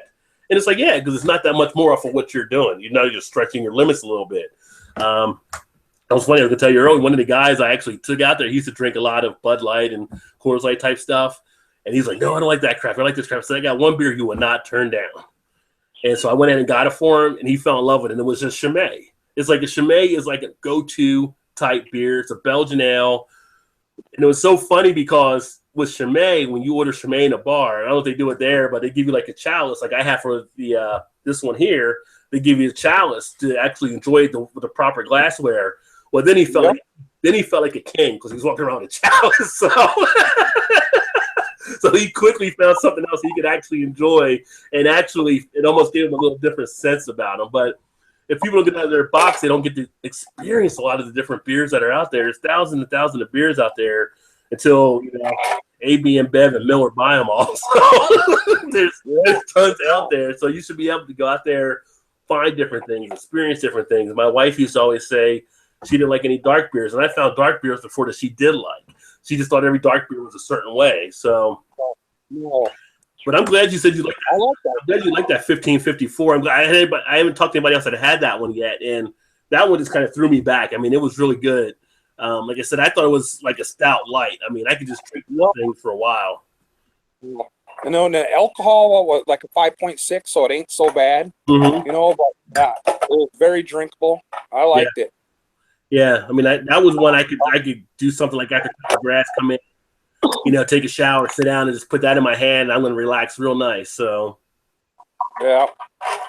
But I was happy to see that the pub got that on tap. Yeah. You know, 1554. I've had that before. I'll drink that. So looking around, new bar manager. It's my neighbor guy, so, you know, if I could complain to him, but it doesn't really go too far. We don't live in that big of a town. Everybody knows everybody. No, but that's some good taste that he actually he pulled that one out there. And I like it. Yeah, so you mean is there any style you like specifically now more than any other? I've been getting into the IPAs more lately than I think it's because of summer. Yeah. You know, we're starting to warm up. They're refreshing. They're crisp. Yeah. They hit the spot when you're been working. You know, you get home from a long day, and I like the IPAs in the summertime. It all depends on the year, I guess. Well, you have to start watching it because you start getting into those double and triple in summer. They can get a little heavy on you. Oh yeah. But I've had a few doubles, and they'll They'll send you to bed. You get dogfish out there, dogfish head. What's that? You get No, we do not have dogfish head. I have looked for it. You like that? I see everybody posting them. I haven't. Even the city doesn't have them, so I'm still asking the beer guy in the city, this JJ. Yeah. You know, he's supposed to be. He's got a lot of different beers, but he hasn't gotten that one yet. Okay. So, and he's trying to get a hold of it too. So, hopefully soon I'll be able to get a case of something different. Yeah, if he gets that, you'll want to get the 90. If you can get the 120, it's even that much better. The 120 is like their big one. That one might. Those might, like you said earlier, knocking your butt a little bit. But those are really good too. Do you get barley wines out there? I mean, barley wines are pretty heavy. Do you get those as well? Not yet. Not yet. Okay. Yep. What about, where is Dogfish from? Dogfish is out of Palo Alto, California. See, that surprises me that we haven't had that here then. Yeah, it's so weird how this distribution, how they have to work their different levels. Like they go through some different, like we have states and we have places in Indiana we don't get here in Kentucky, and yep. I'm literally like 10 miles from the border of Ohio that you can get in Ohio, but you can't get here. We have a great brewery out of Dayton, Ohio called Warped Wing Brewery, and they can't distribute into Kentucky. It's almost like the cable companies of the old, where you only got one company and there's no competition. That's just how some of these agreements seem to be set up sometimes.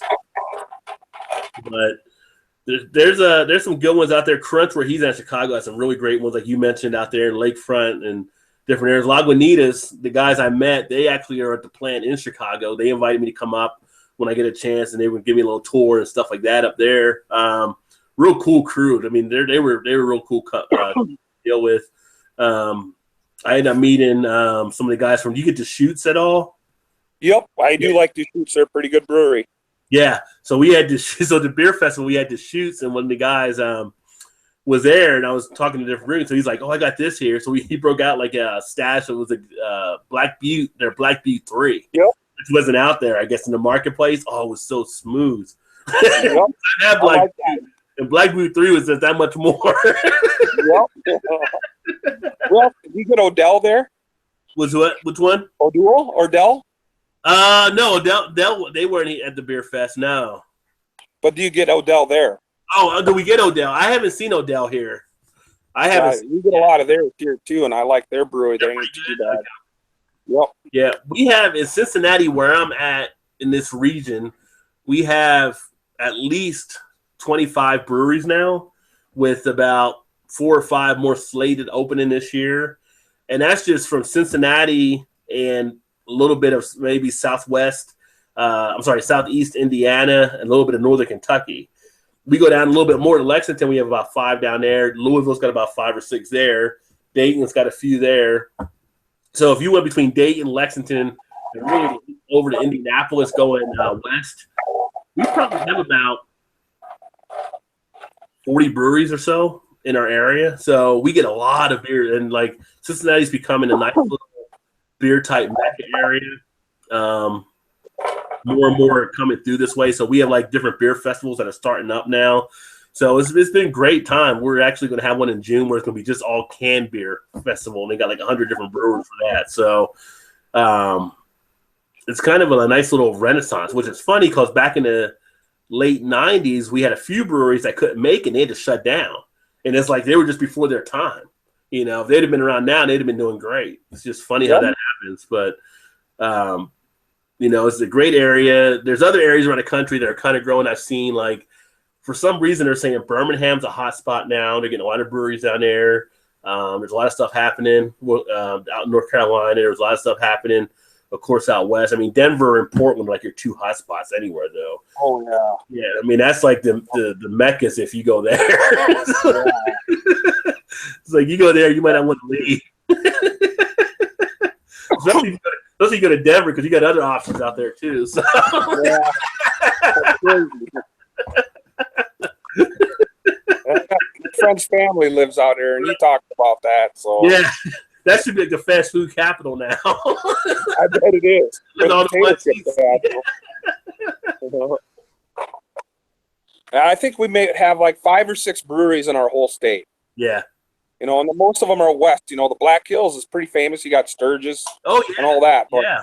Yep. So, but Mount Rushmore. Yeah. I just had a panty dropping porter, and and it was from South Dakota, but I can't remember the brewery, and it was pretty good. Pretty good. Okay. You know, dark, thick, and rich. You know, everything that you expect in a porter beer. But Sick and Twisted was the name of the brewery. Sick and Twisted Panty Dropper. Yep. Okay. That's the only one. You know, we got Crow Creek. You ever heard of that? No, I haven't heard of that one. That's just a local beer. And there's another one out of Brookings, South Dakota that I haven't even seen yet. One of the guys at work has been talking about it, but his family's all from that area, so I haven't seen it. And see if you started brewing your own beer, you got a good opportunity to make a brewery out there. I don't know. That wouldn't.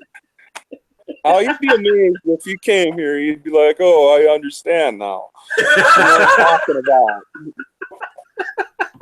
You couldn't get much hippier than this, you know. Does it taste like Bud? Yeah. Would it have Bud in it? No. So, like I said, I'm the strange ranger in my neighborhood. Yeah.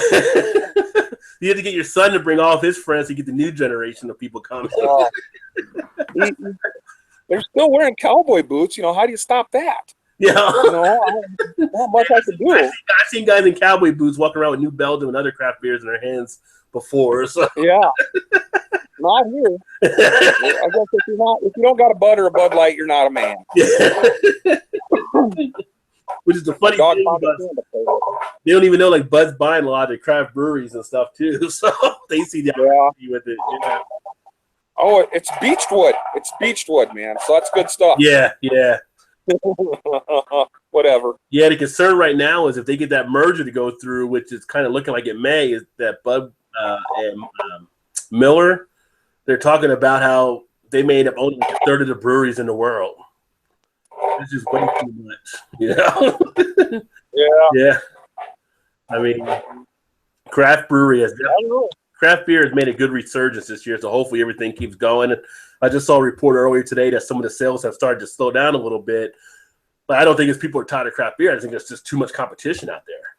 There's a lot of supply out there. So I hope craft kind of shuts down the beer people. Yeah. You know, I mean, there's so much more out there than mass. My dog found a can to play with. Wow. He's old. He's on his legs. Yeah. So, but the thing with the competition, it actually can benefit us as consumers because there'll be so much out there that these companies will have surplus. So they'll have to start slashing some of their prices to get rid of some of their beers off the shelves of some of the stores. So that's what we see out here in Kentucky. Some of the places I was mentioning, they get surplus and stuff because they got to move stuff out for the new beers coming in, which is great. So I saw a thing today at one of the other stores, and there was a beer they were selling. It was $3.99 a 4-pack, and it was from Sag and Talk. It was a Neapolitan stout. And if you ever see this beer, get it. If you remember the old Neapolitan ice cream, you know, the strawberry, the vanilla, the chocolate, this stout carries all the flavors of that. That's how good this thing is. I mean, it's a great dessert beer. They were selling it for $3.99 a 4-pack, and usually you're buying that at least $2 or $2.50 a bottle, so usually around $10 or $11 for a 4-pack. It's because of the surplus and stuff. They got to close stuff out. So what you're saying is that craft beer prices could come down? They could come down because there's too much of a supply right now. Wow. So when there's oversupply and demand can't meet it, they have to bring it down to get the stuff out and then also move in the other stuff and basically balance their numbers. So in a way, if there was, like, say, some slight bubble burst for the consumer, it actually could pan out well because now instead of you paying, you know, for some of these beers, $12.99, $13.99 for a 4-pack, you might be getting them for $4.99, $5.99, something along those lines. And I've seen that at different stores where they've actually been dropping prices to get stuff moved out. And when people don't see that $9.99, so that's a heck of a lot better than $10 for a 6 or a 4-pack. Yeah, I'll spend it. You know, you got to have the small things in life that matter. You know, different tasting beer. Goose Island made a Kentucky bourbon beer. Bourbon brand. Really what was it? Bourbon brand stout. Yeah, have you tried that one? I got it for the first time last year. It's funny, the store I usually go to, they actually do a nice little thing. So when people buy beer at their store, they allow you to enroll into a club membership. And when you're a club member, they get special beers in like that, and they only make it available to the club members. So a lot of these other places, you got to line up and be around the block for 3-4 hours to try to hope you get a beer. And so they have a raffle. So I end up getting the bourbon brand stout and the bourbon brand barley wine, both of them. So both of them were pretty good to me. Now this year, the stout had got infected, and it wasn't as good as they said of previous years, but it was my first year, and I thought it was still good. The thing I like about Goose Island, you know, people knock them because they sold out part of their stake to Budweiser. They're still making good beers. They're still making good craft beers. What they did is, what they actually said, since we were infected, if anybody wanted to file for a refund, they'll refund their money back. They'll refund the money back because their thing got infected. Most breweries won't do something like that. And I kind of won them over for me a little bit more to say, you know, they're a decent crew to definitely enjoy beers from. But the Bourbon Brand Stout, I think this year it was, I want to say it was around 15%, 14 point something percent. And the barley wine was up around that level as well. And smooth, that bourbon. And it was strong, you know, and one glass, and I was like, wow, this is warm. And I had it like, I think it was before winter came. I was sitting on a deck, and it was cold, and I was, you know, and I know a guy in Ohio, and he talks about drinking this, and he says that somebody else made it before Goose Island did, and when Goose Island started making it, it kind of went to hell. So really? I don't know who made it before Goose Island. I've only heard of it being through Goose Island, so I'm kind of curious myself. I made the check on that to see. All the time I heard about it was Goose Island was the one, and I'm not usually one of those people that go and stand in line for a beer. There's so many craft beers out there. If I don't get something, it doesn't disappoint me as much as I can find other stuff. And had it not been in a raffle, I probably wouldn't have hunted this down to go check it out. But, you know, when I think the bottle was like, it was a 16.7 ounce bottle. I think it was like $12.99 or whatever to pay for it. Usually I don't pay as much for some of the beers. I know other deals that are out there, but I'm like, you know, I kind of wanted to taste, see what all the hubbub was about with it. And it was good. I mean, you definitely felt the alcohol in it. You felt the warmth. You felt that heat coming from the alcohol. You felt it as it got into your cheeks and everything. But it was smooth. I mean, it was very nice. You had the bourbon coming through, I thought. Not sure, like I said, what it was the year before, but last year it wasn't as bad enough for me. I didn't even file for a refund with it. And the thing is, like, I knew people that did, and they said it was still a good beer. They still filed for the refund to get their money back. I'm like, yeah, I mean, they're going to make the offer. You can do that. But to me, that's just kind of dirty to do it that way. Like, you didn't even I mean, so basically, it is what it is. But I thought it was good. We went to Chicago last year or the year before last. And it was the first time I had their Goose Island, like Matilda and Sophie at a couple of restaurants up there. I don't know if you've had those or not. But those are actually pretty good too. If you see those, they're almost more of a champagne type feel beer. They're very refreshing. They're not as much as bubbly. It's very refreshing. It's very. It's got a nice air. It's almost like a crispness about it. It's got kind of that almost Pilsner type feel, but they're stronger than that. It's just. They're both very good. They're just kind of like that mix of maybe a wine beer type situation. They're really nice. And there's one beer that came out of a place in Michigan called Shorts Brewing called Soft Parade. And that one is actually a nice one too. You were talking about wine. And the guy that made this one actually designed it for people that may be wine drinkers but have been kind of not going into beer. And it has like blackberries and blueberries, raspberry, and another berry. And this beer is so freaking smooth and good. It's almost like you were drinking, you know, kind of like a sparkler or a spritzer or something along those lines, but it's beer. And it's kind of got a refreshing thing to it. And it's almost like, is this too feminine for me to drink type thing? But it is freaking good. And I had a friend. She actually just went to Michigan at work a couple weeks ago. She had to drive up, and they were having a meeting out of Shorts Brewing. And I asked her if she had a chance to try it. She's like, "Did I?" She came back with like 3 6-packs of it. So, but yeah, and she's one that likes wine, but she really can't drink wine because like doesn't agree with her. But for someone that likes wine, like I like wine, I love beer. This one kind of pulls things together, and it's just like when you see stuff like that, you're like, that's why I like craft beer. There's so many different things that people do with it out there. You know, when I did home brewing, I made a batch of beer one time, and I used serrano peppers, and I used blackberries in it, and it was kind of like a Mexican type pilsner. And I had a guy at work that would test it. He got nothing really as much from the heat. He got a little bit of warmth, but then it was cut down by the blackberries. And it kind of gave him a nice little balance to it. And it's just like you just have fun experimenting with it. I made a peanut butter stout one time, and people were still asking me to go back and rebrew it again. I'd try that. I like peanut butter. Yeah, and if you ever get like the Claw Brewing out there, which they are actually out of, I think, Maryland, but their distribution has opened up. They have it's called Sweet Baby Jesus, and it's a peanut butter stout. It depends on it depends on what state you're in, right? So the beer is called Sweet Baby Jesus, and they had it in Kentucky and Ohio. Well, people in the parts of Ohio didn't like Jesus being on the title, so they had to switch it out. They had to call it For Pete's Sake for Ohio. And in Kentucky, it's still Sweet Baby Jesus. It is what it is. But if you see, you ever had one called Blue Dog? No, who's that from? I think it's made by Coors, but it's got blueberries. Oh, really? It has a really, really strong blueberry taste to it. I didn't mind it. I thought it was pretty good. Yeah, I haven't had that one before. That's about all can't think of anything else lately. Yeah. It was funny. I think I picked up earlier. I had to check in my fridge because I got the Belgian beer for tonight. And I was telling Crunch, I went in for one beer, and it was a place where you could make your own 6-pack type thing, right? So they have singles. So I'm like, Yep. Well, I'm here. I might as well just fill it up. And I got like I got like 20 beers in my fridge and like 15 in the cellar. So I'm like, I don't need another 6 beers going in the fridge. But I'm like, since I'm here. But one of them, my wife gets upset on how many I keep in the fridge. Yeah. It's like, where's the lunch meat going to go? Well, we'll deal with that later. The vegetable drawer is now my beer drawer, so.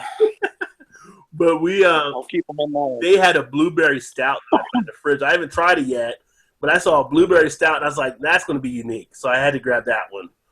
So when I do that one, I'll do a review about that one too. But yeah, it's just, What about the Belgium chimney? Am I saying that right? Which one? Chimney from CH Belgian beer. You say Chimay, CHIMAY? Yeah, that's it. I haven't had any of those yet. Chimay is at probably the top level for me. I had this one today, and I said this one can give Chimay a run for the money. It's very good, very smooth. There's 3 different levels of it, right? So there's a white, there's a red, there's a blue. One is a single, one's a double. No, sorry, one's a double, one's a triple, and one's a quad, I believe. So each one has a different level on what the alcohol is in them. All very good. One of the books I actually have is and this is always a nice book. If you have to see it, you can get a pretty good deal on it nowadays. 1,001 Beers You Must Taste Before You Die. I got it. You got it. So, two of the Chimay beers are in there. Go back to a rating, they're all 99 type level. I mean, they're all just what the monks do on some of their beers. I have no idea, but it's like a magic formula. And so they're all good. The only one I have, the only one I have higher than those is it's probably my favorite beer I've ever had is the Golden Drac 9000. And I'm pulling it up right now on my other computer. This one is from Brouwerij van Steenberg. It's a Belgian quad, 10.7%, 25 IBU. It's just pretty much perfect across the board in a lot of the things it offers. The smoothness, the flavor, the aroma, the taste. Very palatable. I mean, you could sit there enjoying it sitting back. You could sit there enjoying it eating, cheese or having steak for dinner, whatever it was. This beer is just that good and versatile that you can really sit back and enjoy it. It's funny. I look on Untappd, where I usually log a lot of my beers, and I see some of the ratings around 4, some 4.5. Like people that actually drink Belgian ales, I think have a more of an understanding of it. I drink a lot of them. It's just the smoothness of it. It's I don't know if you ever saw if you watched the Fast and Furious movies at all. A little bit. Okay, so the last one they had was Fast and Furious. I guess it's 7 now, and Kurt Russell was in it. Did you see that one?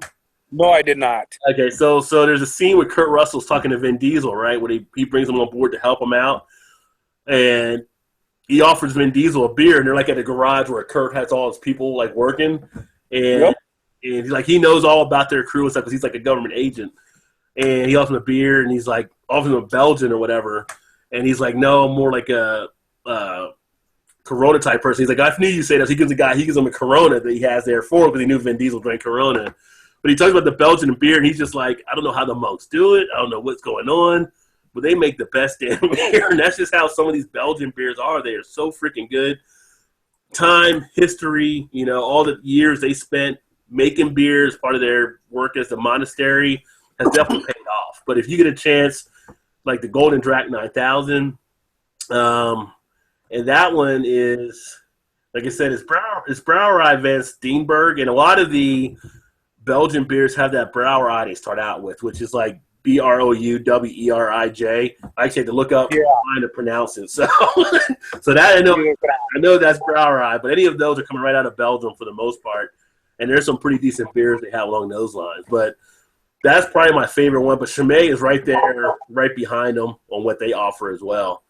I would definitely recommend them anytime. You pay a little bit more for the Chimay beers, but they are pretty smooth. Occasionally you'll get those on some deals too. The red is actually a double, the white is a triple, and then the blue is actually considered to be a strong ale, which is the strongest of them all. The blue is 9%, the white is 8%, and the red is 7%. So all pretty good beers. I seen them, but I didn't pick them up. I thought I should have. So next time I run back to the city, I'm going to definitely buy probably a sampler pack of them or something. Oh, yeah, definitely. I actually found, like I talked about where the opportunities are, and that's why I tell some people, make good contacts at the stores where you buy beers because these guys a lot of times keep you in the loop on stuff. The place I usually go to, I went out there and they had some closeouts and stuff. Now, Chimay is a beer where you can actually sell with that for years and it'll still be just as smooth. Yep. And people don't realize that. So people see the date. Like I was talking earlier, I think before you got on about when I went to go buy some beer today, that some of the dates were kind of thrown off. And it's more of a pet peeve with more of the American breweries on some of their dates on stuff. So we know how fresh the beer, especially if it's like an IPA. We want to know how fresh it is along those lines. But certain beers over 8% is usually the guideline where you can cellar beers. So you want to find out what you can actually cellar as opposed to some of the other ones. You get like some of the lighter beers, then dates definitely matter a little bit more. But looking at the different beers they had there, it was kind of like, I want to try these other ones, but I know what the dates were on some of them. But something like a Belgian beer, you usually can cellar those for a good amount of time as well. Yep. Yeah. So, but Rod, it's getting pretty late here, and I got to get up in the morning. Yeah, you sleep tight. You had some pretty good beers tonight, so make sure you invite me to your next definitely beer review like this. I'll try to connect. Oh yeah, I'll put it out there, and after tonight, you're going to be a little bit of a star because the video will be going out on the YouTube channel, so people will be like, "Who's this Cody guy?" So, thank you very much, Rod. I had a fun time. You too, man. I'll catch up with you soon. Keep up the reviews. I like really watching it, learning about new beer that you've been drinking, but I'll never see here. So I appreciate that. Well, thanks, brother. Well, little bit of jealousy here. Maybe some point we'll be able to sneak a package to you or something. That'd be great. I'd love that. Thanks for having me on, Rod. You take it easy. I'll see you on the next one. Hey, you too. Okay, bye-bye. Bye-bye.